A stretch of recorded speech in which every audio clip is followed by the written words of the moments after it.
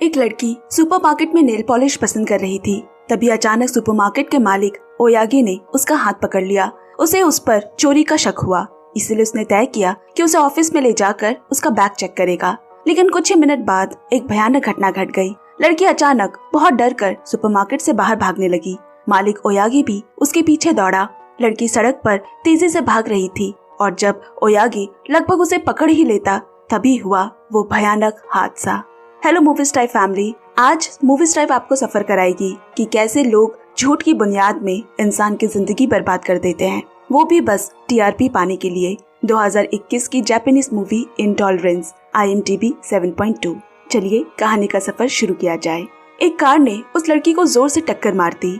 महिला ड्राइवर ने पूरी कोशिश की कि वो तुरंत ब्रेक लगाए, लेकिन सब कुछ इतनी जल्दी हुआ कि वो टक्कर टाल नहीं सकी। लड़की जमीन पर गिरी और मुश्किल से उठने की कोशिश कर ही रही थी कि तभी पीछे से एक बड़ा ट्रक आकर उसे कुचल गया।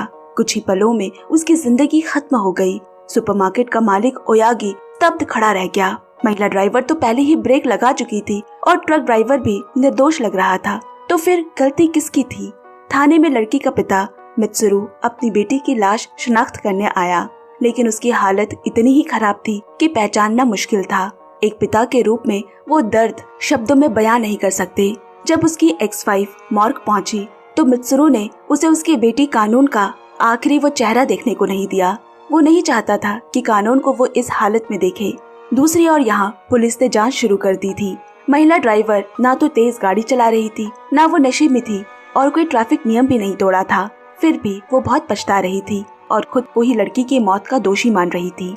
दूसरी तरफ ट्रक ड्राइवर खुद को बचाने की जोरदार कोशिश कर रहा था। वो एक हाईवे है जहाँ तेज गाड़ियाँ चलती है और उस लड़की को देखते ही मैंने ब्रेक दबा दिया था, लेकिन ट्रक के भारी वजन की वजह से वो समय पर रुक नहीं पाया और हादसे के बाद भी मैं भागा नहीं। इसीलिए पुलिस ने प्रारंभिक जांच में इसे सड़क दुर्घटना मानकर दर्ज किया। लेकिन कहानी यही खत्म नहीं हुई।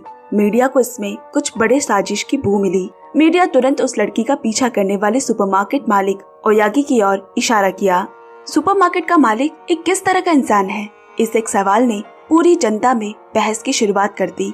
मीडिया ने इलाके के लोगों से जानकारी जुटानी शुरू कर दी तो सबने अपने अपने नजरिए से ओयागी के बारे में राय दी। कुछ लोगों का कहना था कि ओयागी एक शांत, संकोची और दयालु इंसान है, जबकि कुछ का मानना था कि वो अकेले रहने वाला, अंधेरे मन का और थोड़ा हिंसक स्वभाव का है।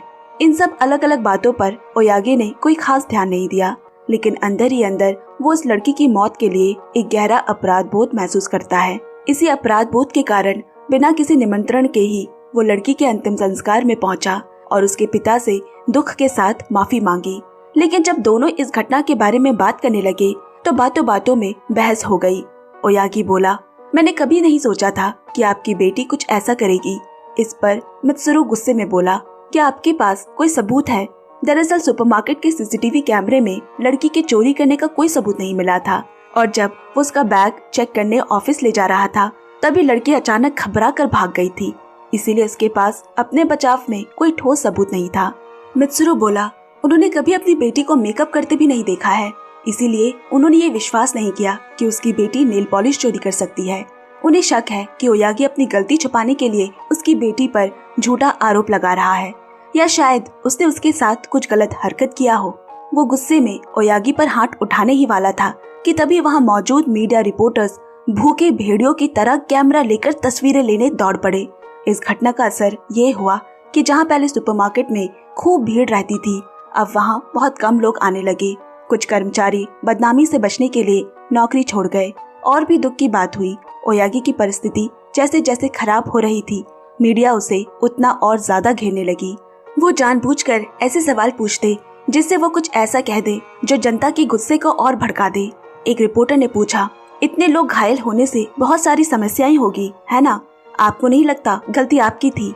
ओयागी ने ईमानदारी और सतर्कता से जवाब दिया कि कभी कभी छोटी सी चोरी भी व्यापारियों को बड़ा मुश्किल में डाल देती है।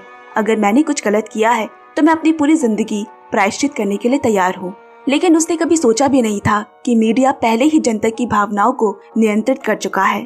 मीडिया केवल इस बिना आधार की आलोचना को सही ठहराने के लिए प्रमाण ढूंढ रहा था। दुर्घटना के 2 सप्ताह बाद एक पत्रकार ने फिर ओयागी से पूछा कि अब आपके क्या विचार है। ओयागी ने सच कहना शुरू किया। इन घायल कर्मचारियों को आश्रय देते देख मुझे असहज महसूस हो रहा है, लेकिन दर्शकों का ध्यान आकर्षित करने और प्रोग्राम की रेटिंग बढ़ाने के लिए मीडिया दोषपूर्ण तरीके से खबर बताते हैं। मीडिया ओयागी को एक ऐसे दोषी व्यक्ति के रूप में पेश कर रहा था जिसे बतौर निंदा किया जाना चाहिए। इस घटना के बाद उसकी जिंदगी नर्क में बदल गई। राह चलते लोग उसे देखकर तस्वीरें खींचते। सुपरमार्केट के दरवाजे पर गालियों और नफरत से भरी ग्राफिटी बना दी गई। उसे तरह तरह के झूठे आरोपों से घेरा जाने लगा। सुपरमार्केट के फोन लगातार बजते रहते। जनता उसे अश्लील गालियां देती और उसके परिवार तक को अपमानित करते। नेटिजन्स ने मीडिया के तथाकथित सबूतों के आधार पर इंटरनेट पर खुद ही उसे सजा देने का बीड़ा उठा लिया, जैसे पूरा समाज मिलकर ओयागी को बर्बादी की ओर ढकेल देना चाहता है। सुपरमार्केट की एक बुजुर्ग महिला कर्मचारी ने ओयागी से कहा कि उसे आगे आकर अपनी सफाई देनी चाहिए, लेकिन स्वभाव से संकोची ओयागी सिर्फ हल्की सी मुस्कुराहट के साथ चुप रहा और मीडिया वो जनता की निंदा को चुपचाप सहता रहा। लेकिन वो बुजुर्ग महिला खुद को रोक न सकी और खुद ही सड़कों पर उतरकर राह चलते लोगों को पर्चे बांटने शुरू किए, जिन पर लिखा था, कृपया झूठी अफवाहों के बहकावे में मत आइए, सच्चाई को समझने की कोशिश कीजिए। लेकिन सच सुनना लोगों को पसंद नहीं था। वो हमेशा अच्छे इंसान के अंदर की बुराई देखना चाहते हैं। कोई भी उस व्यक्ति का पक्ष नहीं लेना चाहता जिसे समाज पहले ही गुनहगार ठहरा चुका है। ऊपर से मीडिया हर वक्त आग में घी डालने का काम कर रही थी। धीरे धीरे ओयागी सबके गुस्से और नफरत का एकमात्र निशाना बन गया। लेकिन घटना और बढ़ने लगी। कुछ ऐसे लोग भी थे जो चुपचाप ओयागी का समर्थन कर रहे थे। उनका मानना था कि मैनेजर के हिसाब से उसने सिर्फ अपना कर्तव्य निभाया था और इन जैसे लोगों का भी खुद की निंदा करने का एक लक्ष्य भी था, जो कि थे लड़की के पिता मित्सुरा। उसके घर के बाहर पोस्टर चिपकाए गए जिन पर लिखा था, ये पिता तो अपनी बेटी को चोर बनाने में भी असफल रहा, जरूर ये चोर ही होगा। लोगों ने भी उस पर ताने कसने शुरू कर दिए।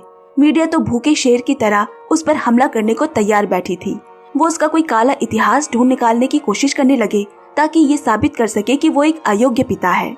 अच्छे बुरे का न्याय किए बिना उसके घर के बाहर भीड़ जमा कर दी। इतना ही नहीं, बिना प्रमाण वाली टिप्पणियों के जरिए उसे उकसाया। मीडिया को तो सच का मशाल बनकर लोगों को सही रास्ता दिखाना है ना, लेकिन फायदे के लालच में घटना को उन्होंने और बिगाड़ कर रख दिया।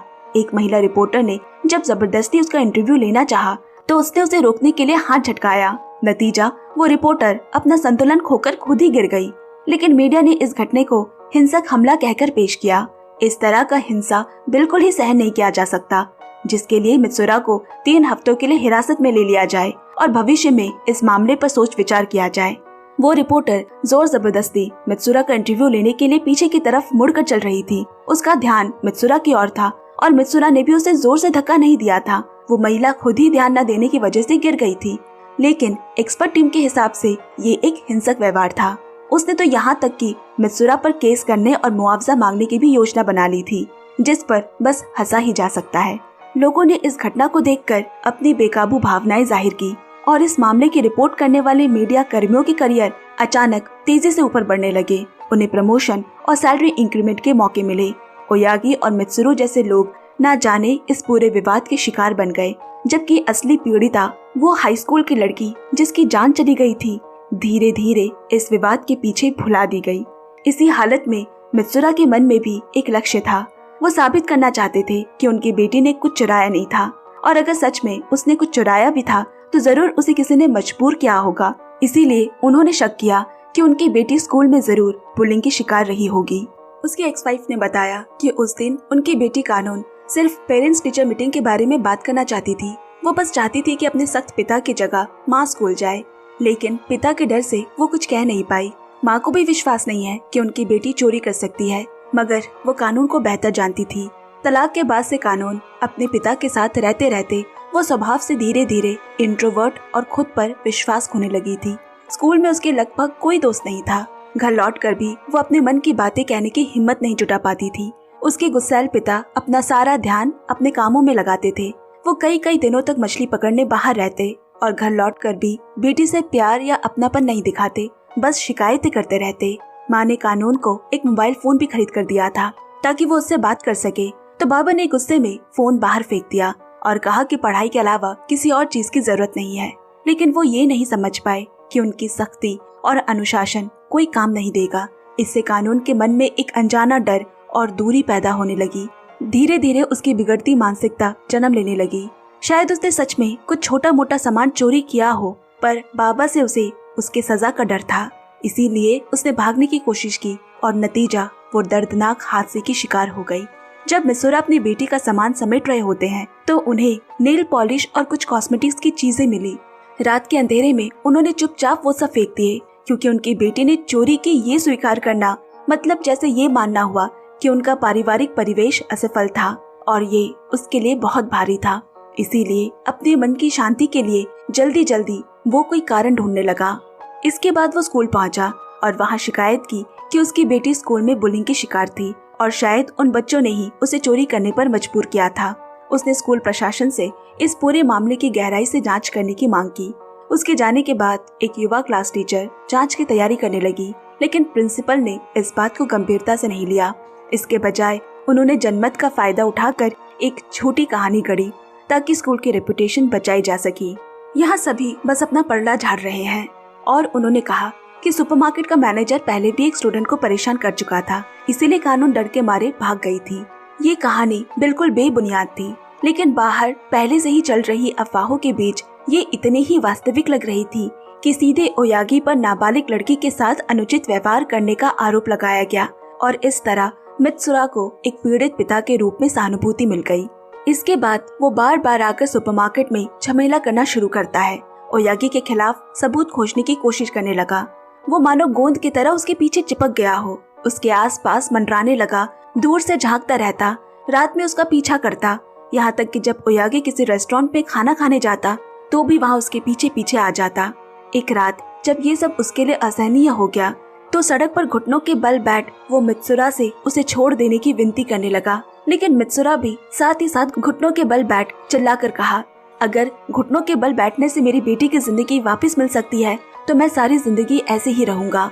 शायद ओयागी का मानसिक संतुलन तोड़ने के लिए वो उसे दुर्घटना स्थल पर फिर से ले गया और बार बार उस भयावह दृश्य का जिक्र किया, कैसे उसकी बेटी की जान गई, जिससे ओयागी के भीतर का अपराध बोध और पछतावा चरम सीमा पर पहुंच गया। जब एक तेज रफ्तार ट्रक उसकी तरफ आया तो उसने खुद को बचाने की कोशिश तक नहीं की। मित्सुरा का दिन पर दिन लगातार प्रेशर, समाज की नफरत, गालियां, खुद को दोषी मानने की भावना ने उसे पूरी तरह निराश कर दिया था। उसे लगा कि अब सिर्फ मौत ही मुक्ति का रास्ता है और उसने आत्महत्या करने की कोशिश की, लेकिन सौभाग्य से सुपरमार्केट के कर्मचारियों ने समय पर उसे देख लिया और उसे मौत के मुहाने से खींचकर वापस ले आए। हालांकि एक और ट्रेजेडी यहाँ घट गई थी। उस छोटी गाड़ी की चालक, जो दुर्घटना की गवाह भी थी, उस सदमे से कभी उभर ही नहीं पाई। वो लगातार गहरे अपराध बोध में जी रही थी। अपनी माँ के साथ वो हर बार मित्सुरा से माफी मांगने जाया करती, लेकिन मित्सुरा हर बार उसे सिर्फ कठोर शब्दों में जवाब देता। आखिर में वो लड़की पूरी तरह से टूटकर आत्महत्या कर लेती है। मित्सुरा ने कभी सोचा नहीं था कि मामला इस हद तक पहुंच जाएगा। इसके बाद वो कुछ पछतावे के साथ लड़की के अंतिम संस्कार में शामिल हुआ। वो परिवार के गुस्से का सामना करने के लिए पूरी तरह से तैयार था, लेकिन आश्चर्य की बात थी कि लड़की की माँ का बर्ताव मित्सुरा के लिए बिल्कुल उल्टा था। उन्होंने उसे दोष नहीं दिया, बल्कि अपनी बेटी की ओर से माफी मांगी। वो रोते हुए बोली, मेरी बेटी ने किसी को चोट पहुंचाई, लेकिन वो अपनी जिम्मेदारियों से भाग गई। ये सब मेरी ही गलती थी, मैंने उसे सही तरीके से नहीं सिखाया, इसी वजह से उसका मन इतना कमजोर निकला। अब तो जो भी जिम्मेदारी बनती है मैं एक माँ के रूप में निभाऊंगी। मैं तुम्हारा दर्द समझ सकती हूँ, भले ही वो मेरे लिए मेरी बेटी का छोटा अपराध ही था, तो भी कृपया कर उसे माफ कर दो, मुझे माफ कर दो। लड़की की माँ के आंसू और आत्मग्लानि से भरे शब्दों ने मित्सुरा के मन को झकझोर दिया। वो सारे सच जिन्हें उसने नजरअंदाज किया था, वो सारे दुख जिन्हें उसने बेरहमी से अनदेखा किया था, एक ही पल में वो गहरे पश्चाताप में डूब गया। सौभाग्य से लड़की की माँ ने मीडिया को इंटरव्यू देने से साफ इनकार कर दिया और अपनी बेटी की मौत का कारण किसी के सामने उजागर नहीं किया। अगर उसने ऐसा किया होता तो मित्सुरा फिर से विवेकहीन मीडिया के निशाने पर आ जाता और तो और धार्मिक लोग उसे फिर से नीचा दिखाने में जुट जाते। अब इस घटना के बाद उसने सच की खोज छोड़ दी और ओयागी के साथ भी कोई और नया झमेला नहीं किया। अब वो केवल हर दिन अपनी बेटी के स्मारक कब्र के बीच थोड़ा सा सुकून ढूंढ लिया करता। समय बीतता गया, मीडिया की दिलचस्पी कम होती गई, लोगों की उत्सुकता भी कम हो गई और नेटिजन्स भी जल्द ही दूसरी अफवाहों की ओर बढ़ गए। लेकिन जब सबने खुद को इस मामले से अलग कर लिया तब भी वो ऐसे गहरे प्रभाव और घाव छोड़ गए जिन्हें मिटाया नहीं जा सकता था। ओयागी के पिता जो सुपरमार्केट उसके हवाले कर गए थे वो बंद हो गया। जीविका चलाने के लिए वो अब सड़क मरम्मत करने वाला मजदूर बनकर रह गया। सड़कों की मरम्मत के साथ साथ वो अपने मानसिक घाव भी भरने की कोशिश कर रहा था। एक दिन संयोग से ओयागी और मित्सुरु फिर से मिले। माहौल अब शांत था। दोनों के दिलों में एक दूसरे के लिए अपराध बोध था और साथ ही कुछ अजीब सी सहानुभूति भी। लेकिन तभी ओयागी की नजर मित्सुरा के बैग पर झूलती एक छोटी सी गुड़िया की कीरिंग पर पड़ी तो उसका चेहरा अचानक पीला पड़ गया और घबरा कर बार बार कहने लगा, मुझे माफ कर दो, मुझे माफ कर दो। असल में ये कीरिंग कानून के स्कूल बैग पर भी टंगा हुआ था। उस घटना की छाया अब भी ओयागी को नहीं छोड़ रही थी। मैं दुखी हूँ, मैं सच में बहुत दुखी हूँ। मैं तुम्हें चोट पहुँचाना नहीं चाहता था, मुझे माफ कर दो। मित्सुरा बोला, ऐसा नहीं है, मेरी बात सुनो। लेकिन वो बस बार बार वही कहता रहा। इधर ओयागी ही नहीं जिसे सिर्फ मुक्ति नहीं मिली थी, बल्कि मित्सुरा जो सबसे घृणा करता था, खुद को छोड़कर अब उसने सबको माफ कर दिया, लेकिन खुद को माफ नहीं कर पा रहा। वो नहीं जानता कि उनसे कैसे सामना करे। तो ये कहानी हमें दिखाती है कि कैसे एक साधारण सी घटना पूरे समाज की बीमार सोच, मीडिया की लालच, लोगों की बिना सोचे समझे जल्दी फैसला लेने की आदत और एक सख्त पिता की असफलता के कारण एक भयानक त्रासदी में बदल जाती है। 3 परिवार बर्बाद हो गए। कानून जो सिर्फ थोड़ा प्यार और ध्यान चाहती थी, उसे मिला डर और दूरी। ओयागी जो न्याय चाहता था, उसे मिली निंदा और घृणा। मित्सुरा जो अपनी बेटी के लिए न्याय चाहता था, लेकिन अंत में एहसास हुआ कि असली दोषी तो वो खुद ही था। और मीडिया, उसे मिला टीआरपी, शोहरत और पैसा, लेकिन पीछे छोड़ गए 3 टूटे हुए जिंदगियां। मुझे नहीं पता ये कहानी आपको कैसे लगी, लेकिन मुझे विश्वास है कि ये कहानी एक गहरा छाप छोड़कर जाएगी। इससे हमारे देश की मीडिया की याद हमें बार बार आएगी, क्योंकि हम भी तो उसी समाज का ही हिस्सा है ना? तो मुझे आपके विचारों का इंतजार रहेगा। इसी के साथ इस सुंदर सी कहानी को मैं यही समाप्त करती हूँ। धन्यवाद दोस्तों। आई होप दोस्तों आज का वीडियो आपको अच्छा लगा हो। अगर अच्छा लगा तो वीडियो को लाइक और शेयर करके हमें सपोर्ट करें और हाँ, हाइप कमेंट्स में हमें पॉइंट्स जरूर दे ताकि हमारी ये कहानी और भी लोगों तक पहुँच सके। धन्यवाद दोस्तों। जल्द मिलते हैं अगली कहानी के साथ। तब तक bye bye and take care.